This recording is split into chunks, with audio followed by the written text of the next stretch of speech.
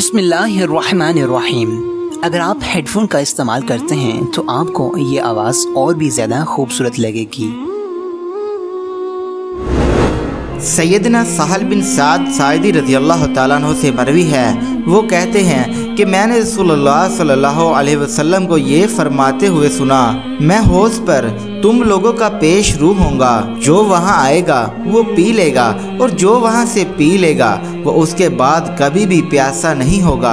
और हौज़ पर मेरे ऐसे लोग भी आएंगे कि मैं उनको पहचानता होऊंगा और वो मुझे पहचानते होंगे, लेकिन फिर मेरे और उनके दरमियान रुकावट डाल दी जाएगी, वो इसके बाद कभी भी प्यासा नहीं होगा। अबू हाज़िम ने कहा, बस नुमान बिन अबू अय्याश ने सुना जबकि मैं उनको ये हदीस बयान कर रहा था। बस उसने कहा, क्या तुमने सैयदना सहल रज़ियल्लाहु ताला अन्हु को इस तरह कहते हुए सुना? मैंने कहा, जी हाँ। उसने कहा, और मैं सैयदना अबू सईद खुदरी पर गवाही देता हूँ कि मैंने उनको ये अल्फाज ज़्यादा करते हुए सुना।